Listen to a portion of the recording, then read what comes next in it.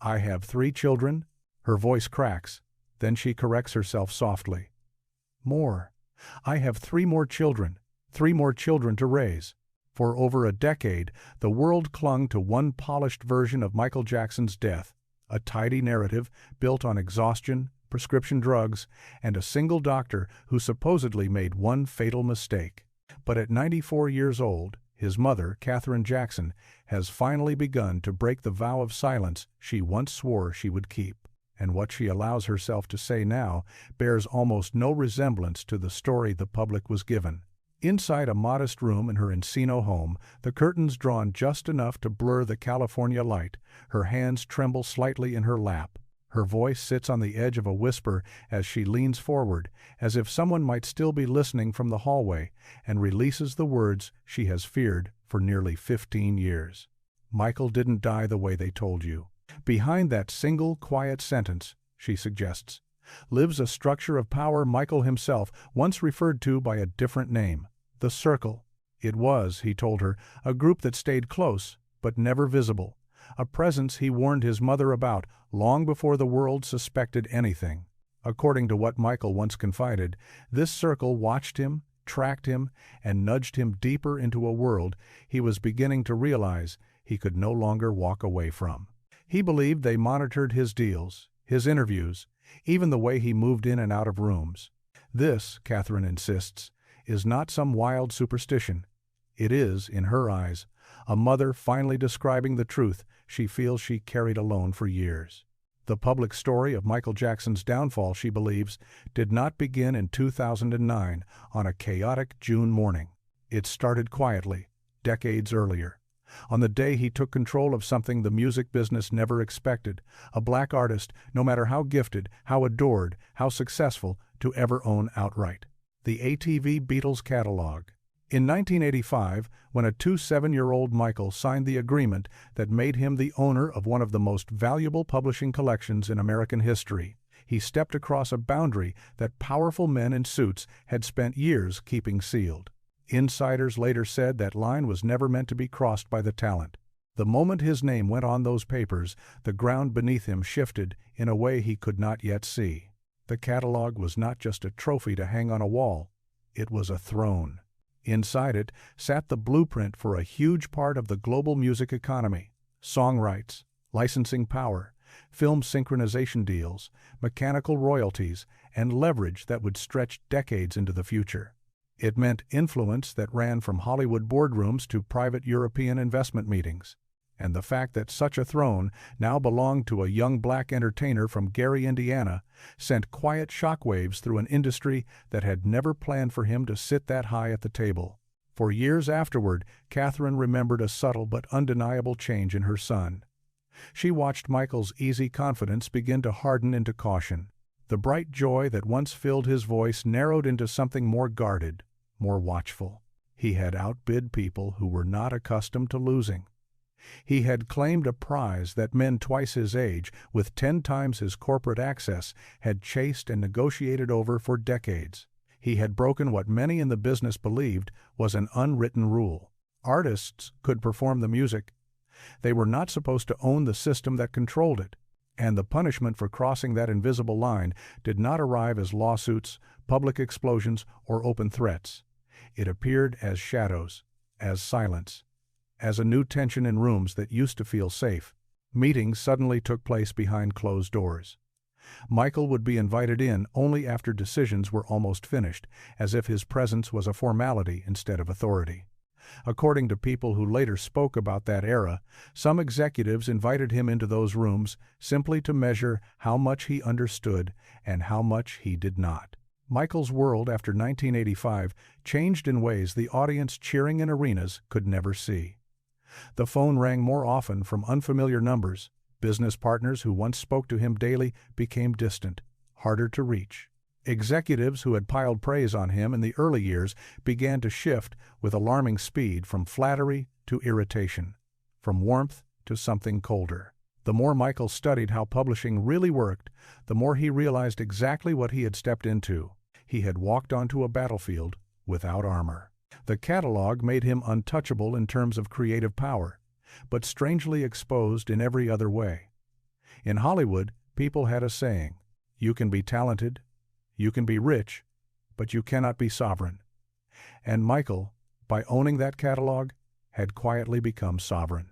Catherine saw the result each time he came home more withdrawn than before, each time he glanced over his shoulder in a room that used to feel like a refuge. The catalog, this crown he had fought to win, did not simply elevate him, it isolated him. It marked him. It turned him into the most powerful artist in the business, and at the same time, perhaps the most threatened. Behind the scenes, executives whispered that Michael had become too large to negotiate with, too unpredictable to manage, too independent to reliably control. The catalog had shifted him, in their eyes, from entertainer to force.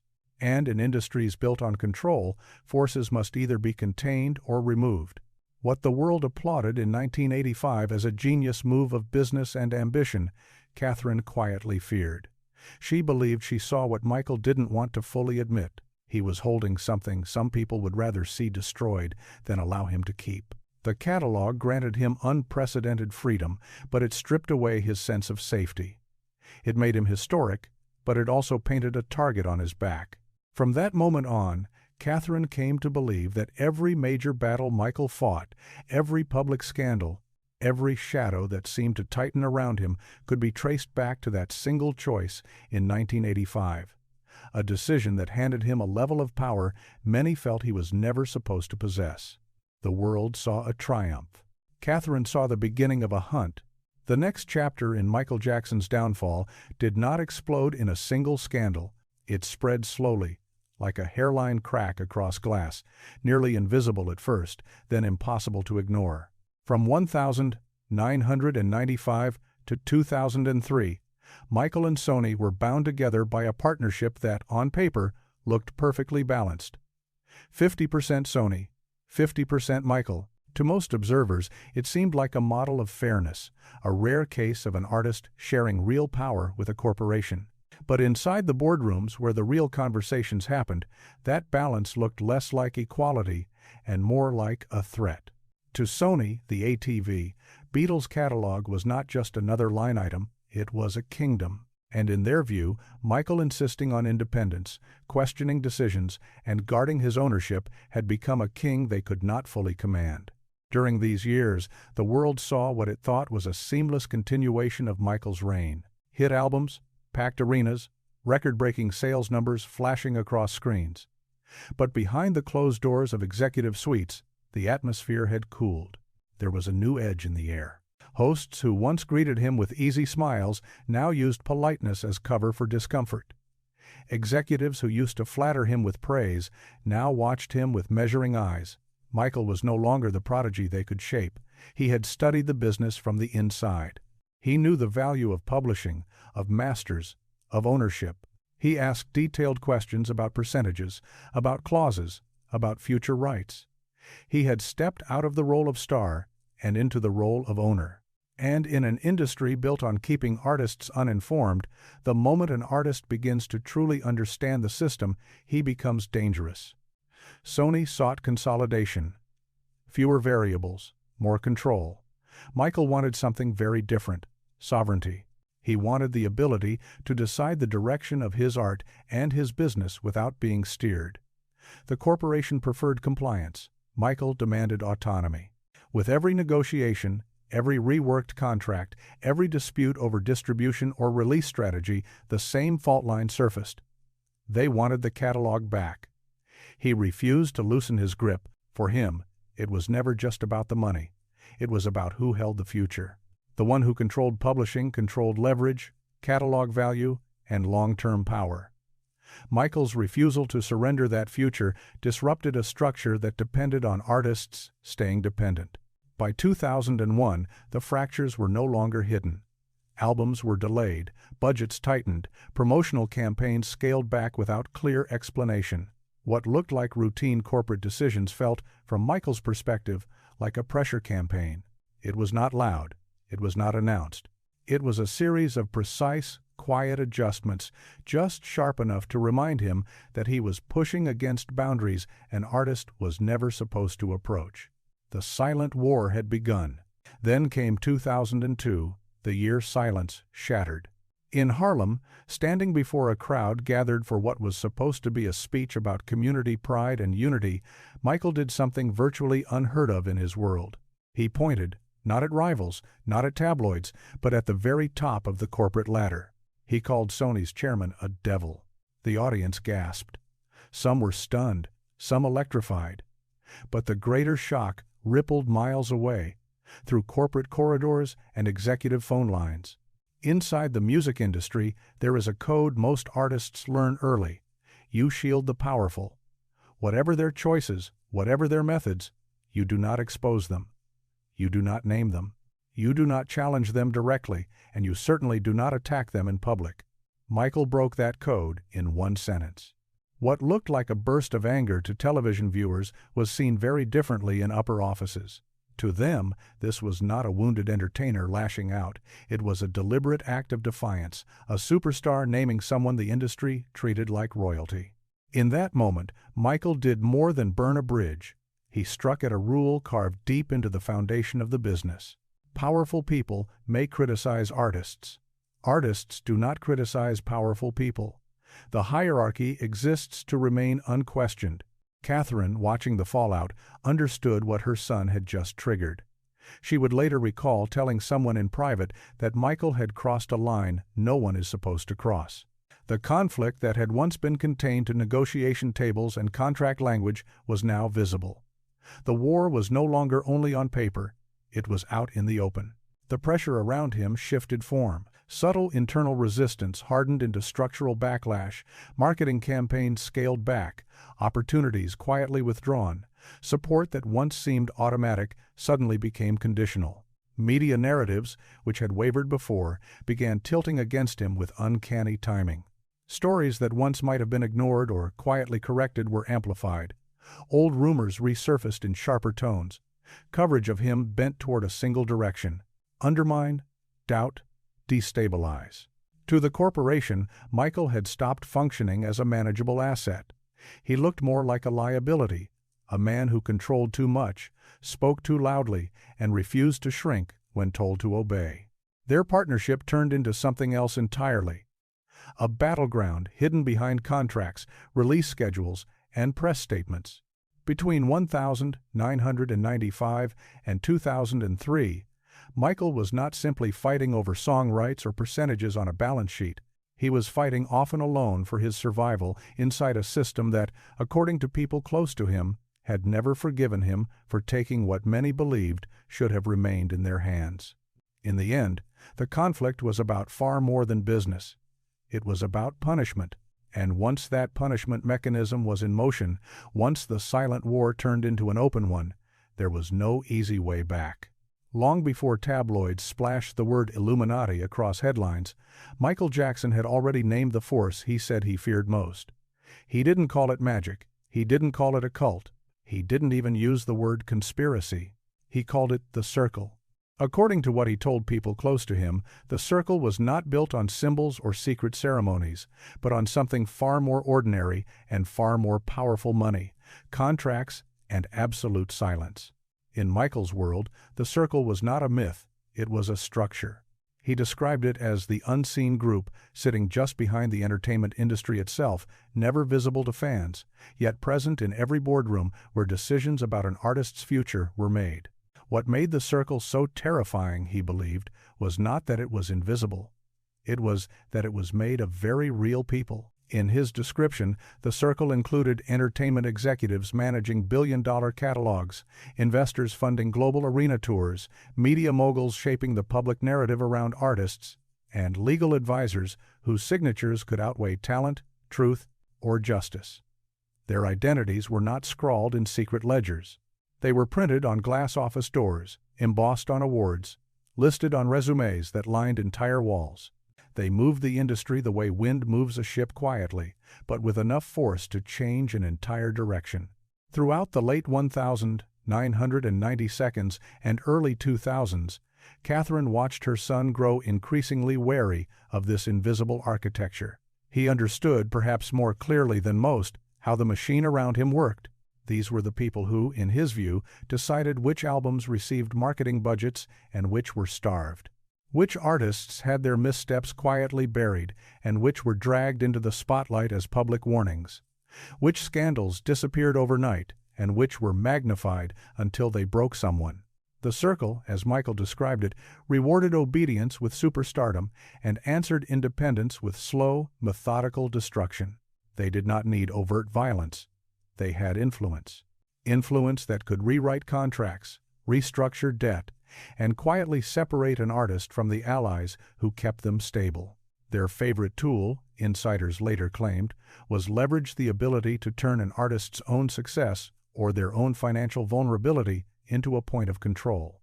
Behind the curtain, it was said that the circle operated through patterns the public never got to see. One of the most chilling was something industry whisperers called strategic suppression, the quiet burial of a project without ever admitting it. Marketing budgets would be quietly reduced. Release dates would be pushed back without warning. Negative stories would surface in just the right outlets at just the right time. Michael reportedly felt this after the release of Invincible in 2001. Despite costing more than $30 million to create, the album received a fraction of the promotional support his earlier work had enjoyed. To fans, it looked like a strange oversight. Inside the business, some described it as a message, a controlled cooling meant to remind him that no matter how large his name loomed, in their hierarchy, it still sat below theirs. Another tactic was what some lawyers and insiders referred to as legal entanglement. Attorneys with close ties to major record companies were known, according to reports, to slip dense clauses into contracts, language that expanded corporate control while quietly shrinking the artist's independence. Catherine would later hear that Michael's later deals contained precisely these pressure points, provisions that could be triggered to tighten financial control if he became difficult or resistant. Even for someone with Michael's resources, fighting those clauses was almost impossible. They were built to drain time and money, two things artists burn through faster than they realize. The circle also, according to media insiders, controlled what could be called narrative engineering. Powerful figures who owned key media platforms could elevate a reputation or dismantle it with a single, coordinated shift in coverage. When Michael publicly criticized powerful executives in 2002, the tone in major outlets turned with uncanny speed.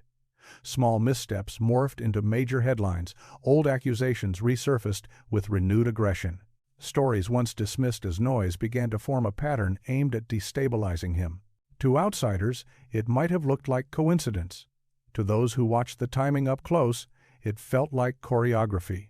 Perhaps the most suffocating tactic, though, was something insiders privately labeled professional isolation. Key collaborators were quietly steered away. Producers who had once waited eagerly for a call suddenly became too busy. Agents who had chased him for years stopped returning messages. Potential partnerships evaporated without explanation. Nothing needed to be said to his face. The distance spoke for them. It was, in Catherine's eyes, the circle tightening around him, not with visible threats, but with surgical precision, until even the spaces that once felt open began to close in. Her comment that they control money, contracts, and silence was not meant as poetry. To her, it was a literal description.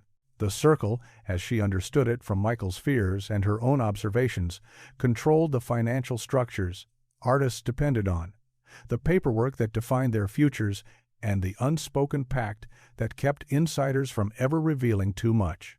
And the most disturbing realization in her mind was this: the circle did not need to harm artists physically. All it had to do was make them small enough, tired enough, desperate enough, and alone enough that collapse would come on its own. They could raise a star with a single unified decision. They could dismantle one just as quickly. In Michael's case, his genius made him untouchable in the eyes of the public, but his insistence on independence made him intolerable to certain powers in private. The circle did not crash into his life out of nowhere. It tightened around him gradually, intentionally, methodically, and by the time he truly understood how deep that structure ran, it was already too late. He was surrounded. Chapter 4. The Trap. This is it. By 2008, Michael Jackson had reached a place almost no other global icon had ever stood. To millions, he remained a legend, an untouchable figure whose name still filled stadiums and headlines. But behind the high walls of his Las Vegas residence, the reality was starkly different. Privately, he was drowning. Inside that house, the warning signs had been flashing for months. Unpaid loans stacking up, abandoned ventures bleeding money, unresolved tax disputes, lawsuits piling one on top of another, and the lingering, enormous cost of maintaining Neverland, even in its quiet decline. It was a slow-moving crisis, visible only to the people close enough to see the numbers. In October 2008, auditors combed through his accounts and, according to later reports, delivered a brutal conclusion. Without either a massive comeback or the liquidation of major assets, Michael would face financial collapse within a year. It sounded like advice. It felt like a verdict.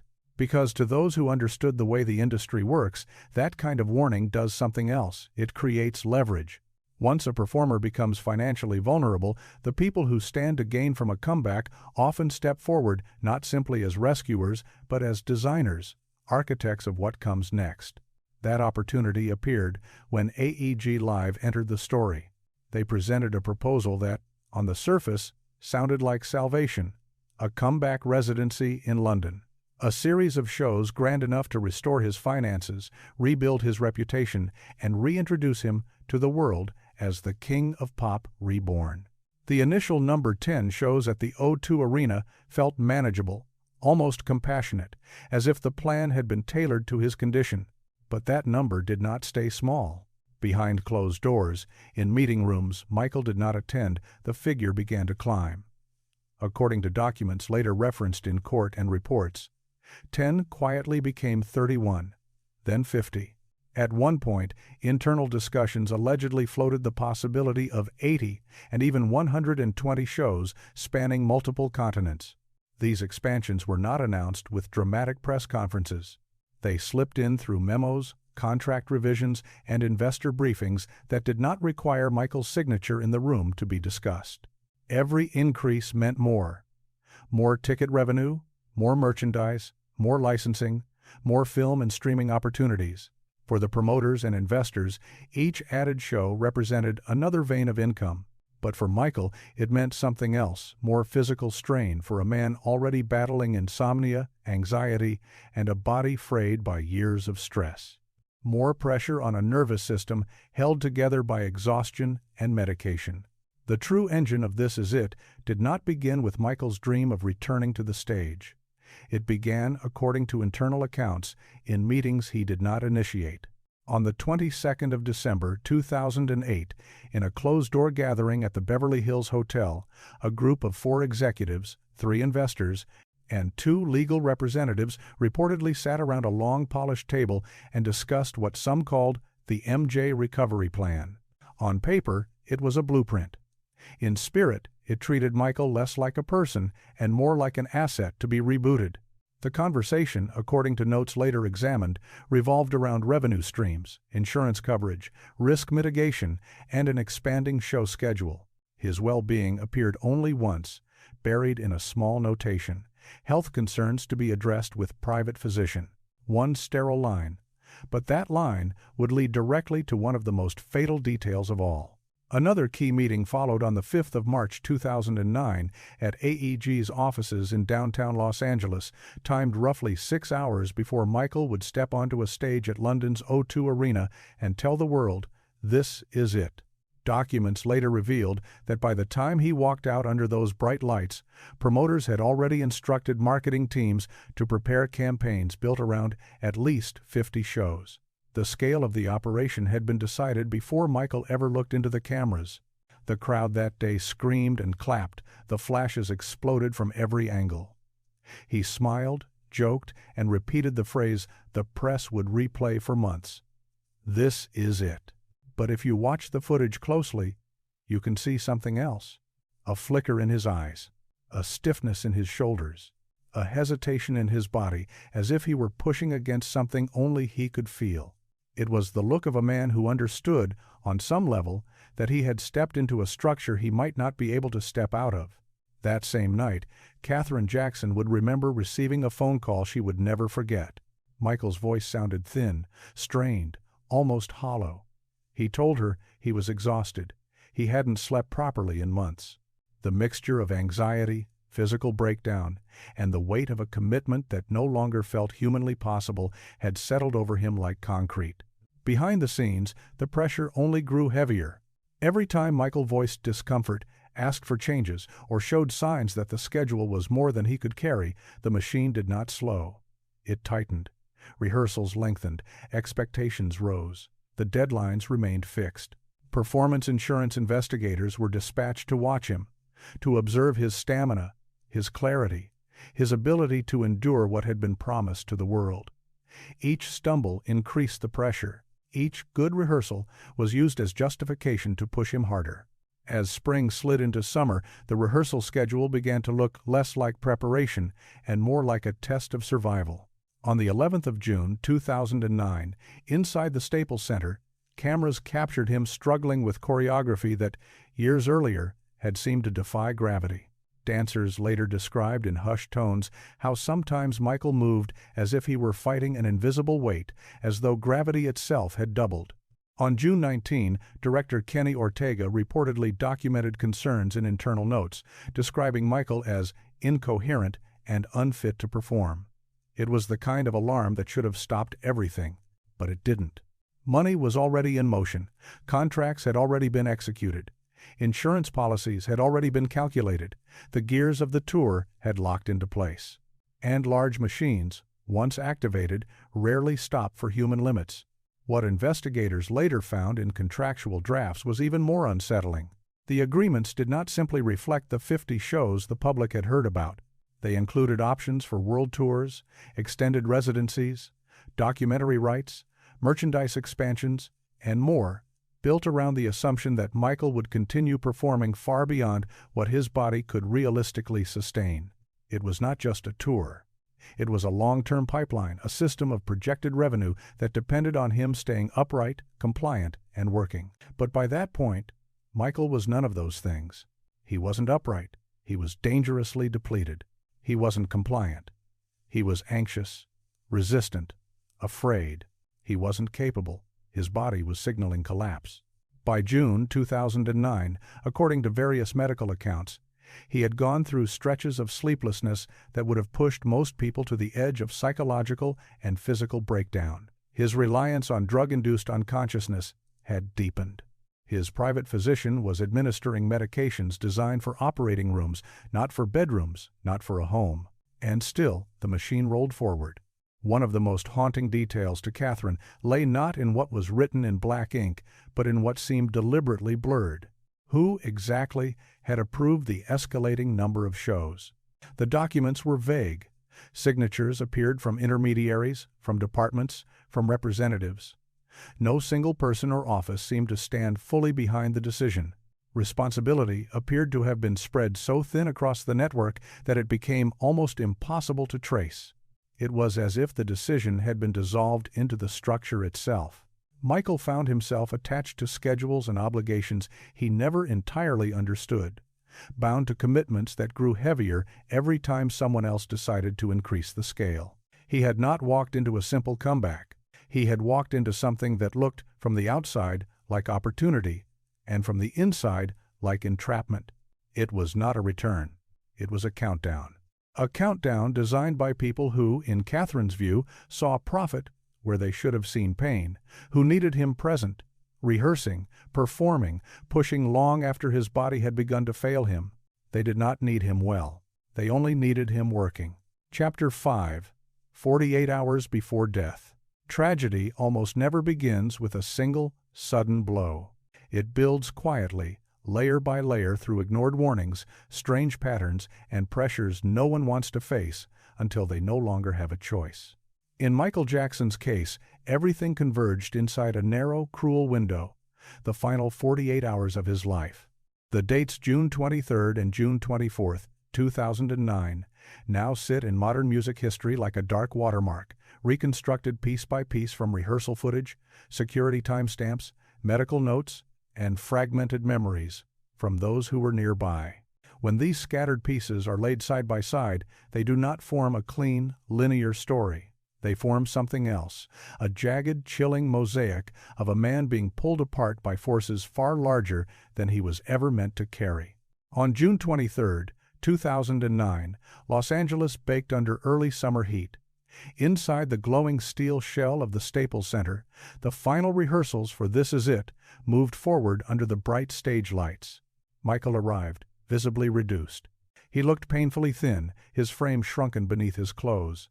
His hand trembled in faint, almost invisible spasms, as if he was fighting an internal storm no one else could see. His head dipped repeatedly, and his eyes seemed to drift, struggling to lock onto anything in front of him. Dancers on set would later recall that he moved as though the air itself had turned heavy, as if every step required more than his body had left to give. It looked like he was holding himself upright by will alone. Footage captured during that night shows a small but revealing moment. Michael missteps, loses his balance, and reaches out, catching himself against a dancer's arm. To someone unfamiliar with his usual precision, it might have looked like simple fatigue. To the people who knew his body, it looked like the edge of collapse. Even in that condition, he pushed through the night. The rehearsal went on. It ended at around 12:30 a.m. on June 24th. Michael was then driven back to the Holmby Hills residence in a silence that felt more strained than peaceful. By then, his bedroom no longer resembled a place of rest.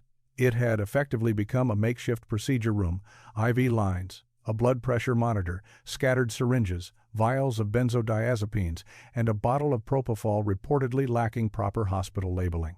A man who, according to later accounts, had not slept naturally in nearly 60 days, was now relying on an anesthetic designed for operating rooms, not for nightly use in a private home. The show demanded that he rise again the next day. His body could not.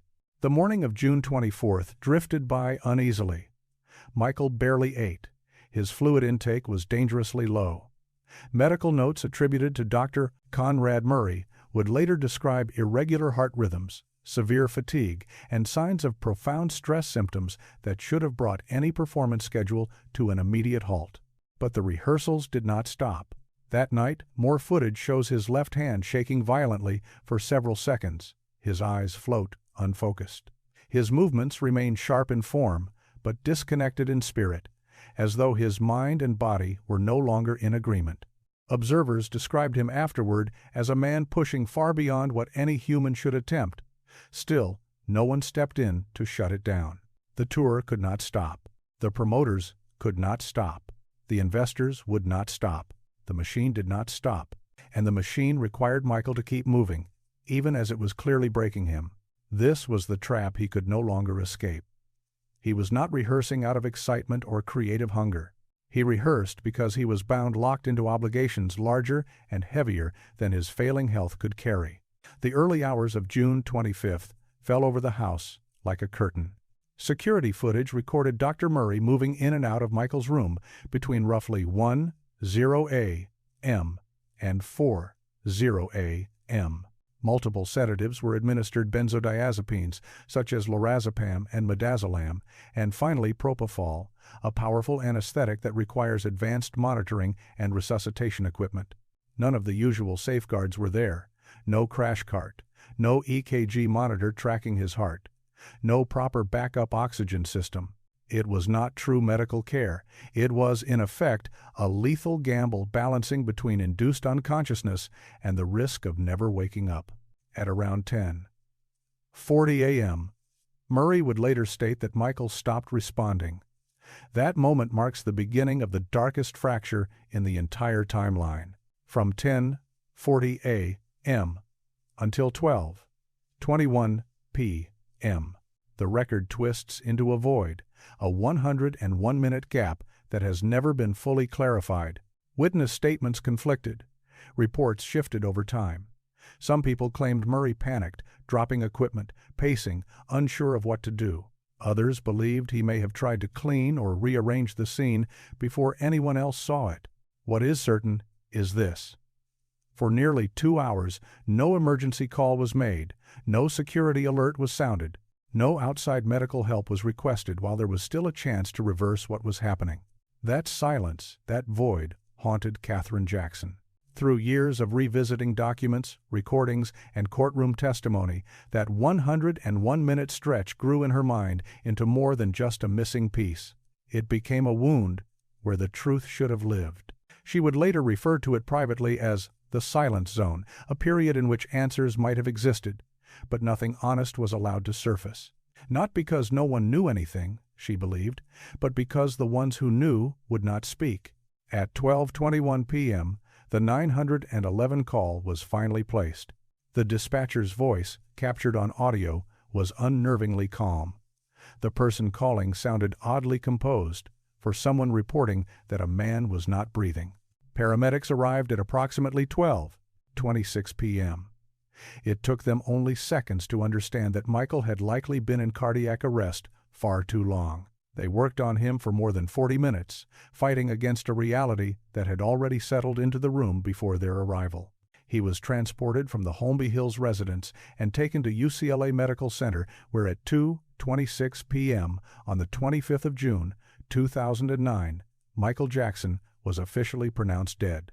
When those final 48 hours are viewed as a whole, a devastating pattern emerges. Michael did not die in a single chaotic instant. He died inside a slow, relentless collapse built over time through exhaustion, toxic cycles of medication, escalating external pressure, and the quiet cooperation of people who needed him functioning more than they needed him protected. The circle, in Catherine's eyes, never had to lay a visible hand on him. All it had to do was allow the system around him to keep operating exactly as it was, without correction, without interruption, without mercy. This Is It did not kill Michael Jackson. The unspoken reality inside those final 48 hours did. And once the silence closed in around him, nothing was strong enough to break it open again. Chapter 6. Who benefited? In tragedies shaped by power, the truth rarely appears through heartfelt statements. More often, it reveals itself through one cold, undeniable trail: the movement of money. In the hours and days after Michael Jackson's death, the industry's response unfolded with a speed and precision that felt less like shock and more like activation, as if a long, silent plan had just been triggered. According to public records and reports, less than 30 days after he was pronounced dead at UCLA Medical Center, Sony finalized one of the largest recording deals in music history. The contract, reportedly worth around $250 million, covered posthumous albums, documentaries, and archival projects. Deals of that magnitude do not appear out of thin air. They require internal modeling, legal drafting, strategic planning, and multiple levels of corporate approval. Yet somehow, the agreement was signed and sealed almost immediately after his passing. By 2010, the documentary This Is It had generated over $260 million worldwide. What had originally been raw rehearsal footage, scenes that some insiders quietly described as uncomfortable and deeply haunting, was reframed and released as a triumphant farewell. Audiences cheered at moments that, behind closed doors, had once troubled dancers, choreographers, and even members of the medical team who had seen how fragile he truly was. Clips of his weakened body, his strained focus, his desperate push to keep going, were transformed into a celebration of resilience. In life, he had been pushed until his body broke. In death, even the evidence of that breaking became a profitable product. What the public never saw were the rumors that swirled inside Hollywood while the film was being assembled. Some editors claimed that specific moments of visible disorientation were quietly lifted out of the cut. Crew members whispered that the footage had been stitched together to create the impression of sustained energy, where, in reality, it had flickered on and off. According to some who handled the raw files, there were portions where Michael appeared unable to complete choreography, where he seemed confused or near collapse, that never saw the theater screen. It was said that those segments were locked in restricted archives, accessible only to a very small circle of people. There were even unsettling claims from individuals close to the post-production process that certain small sections of footage appeared to be missing before their final review, as if someone had removed them upstream long before an editor had the chance to decide whether they belonged in the narrative. Adding to the unease, the speed at which This Is It was finished and released shocked many industry professionals.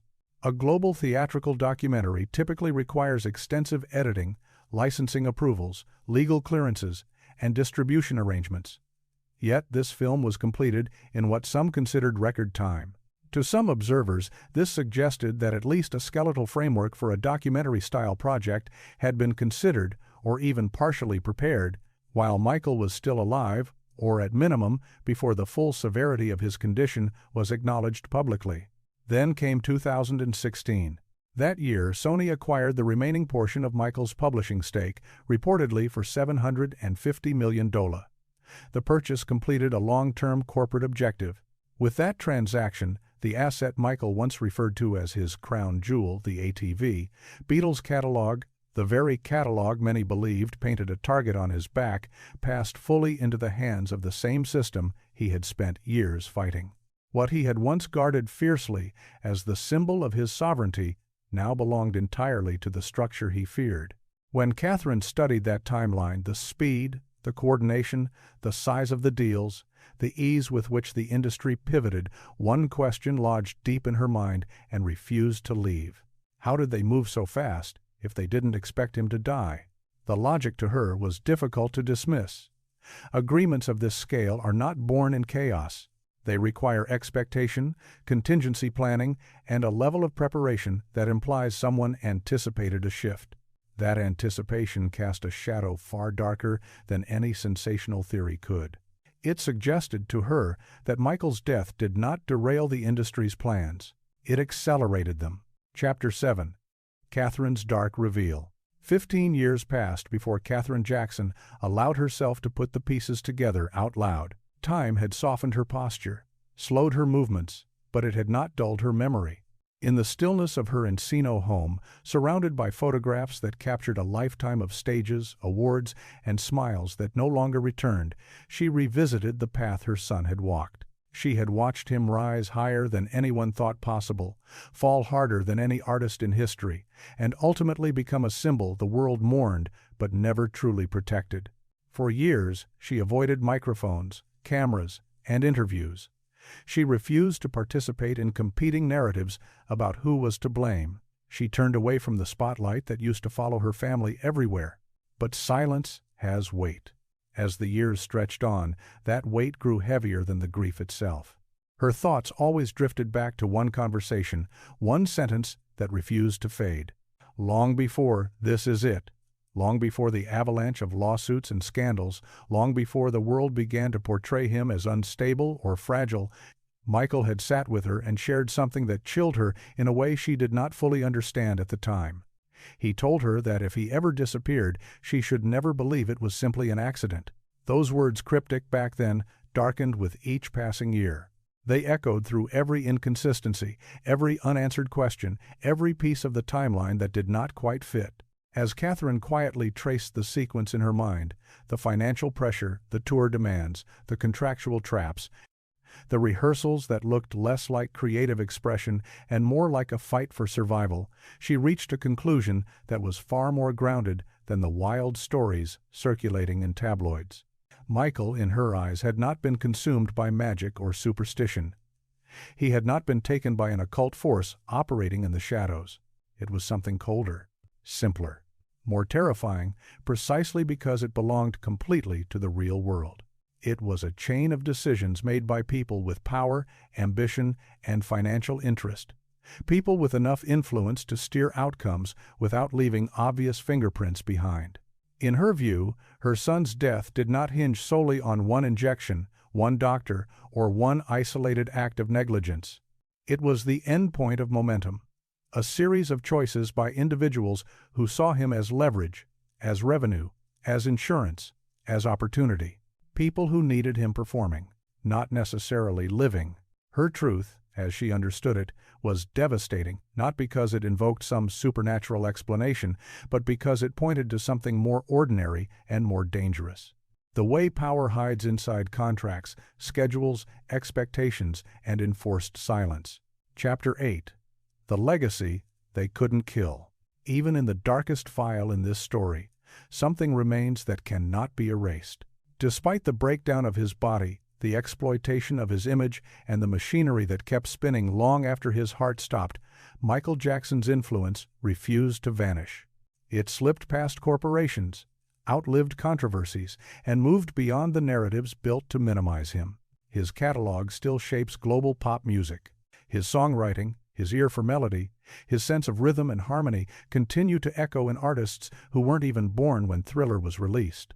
His innovations rewrote what a live show could be, turning concerts into cinematic events, where choreography, lighting, film, and sound blended into something closer to a psychological experience than a performance. His voice remains, track after track, an artifact of almost surgical precision, fragile and powerful at the same time. And the warnings he tried to give about ownership, artistic independence, and the danger of unchecked systems now sound less like paranoia and more like prophecy. Catherine understood that the world had taken her son in ways no mother should ever have to witness, not just physically, but spiritually and publicly, piece by piece. Yet she also understood something deeper. The system around him could control contracts. It could direct the flow of money. It could manipulate headlines and reshape public opinion. It could distort events until the truth looked unreasonable and the lie looked convenient. But there were limits. They could not reach back through time and erase what he had already put into the world. They could not rewrite the sound that had defined an era. They could not silence the millions of people who had grown up with his music as the soundtrack to their lives. They could not kill the legacy built with every stage he dominated, every barrier he broke, every breath he turned into art. In her final reflections, sitting with the weight of decades on her shoulders, Catherine held tight to that belief. Power, she thought, can twist the story of a life. It can obscure key details, bury documents, intimidate witnesses, and press down on anyone who tries to speak. But power cannot claim ownership of what that life meant to the people who truly saw it. "They took my son," she has been quoted as saying in private moments, "but they never took his voice." And now that the timelines have been laid bare, the contracts examined, the pressure points exposed, and the silence, at least partially broken, only one question remains. Was Michael Jackson's death simply a tragic chain of circumstances, too many risks, too much pressure, too little oversight? Or was it the final move in a system that had been built to seize everything he created the moment he was no longer able to stand? Because when you trace the sequence, the money, the speed of the deals, the decisions made in back rooms, the people and institutions that profited at every step, it becomes harder and harder to accept the idea of pure coincidence. Catherine Jackson does not believe her son died solely from addiction or personal weakness. In her view, he died from ambition, the ambition of others. From power, the power of a structure that always insisted on control. From people who, she believes, needed him to remain profitable even after he could no longer breathe, dance, or sing. So now, the question stretches outward, past the boardrooms, past the courtrooms, past the carefully edited documentaries, and lands in front of you. Do you believe Michael Jackson was slowly pushed into an impossible trap, cornered by contracts, pressure, and expectations until there was no safe way out? Or do you believe the real truth of what happened to him is still being kept out of sight? Tell us what you think in the comments. And if you want to follow the next chapter in this investigation, if you want to keep pulling at the threads most people are afraid to touch,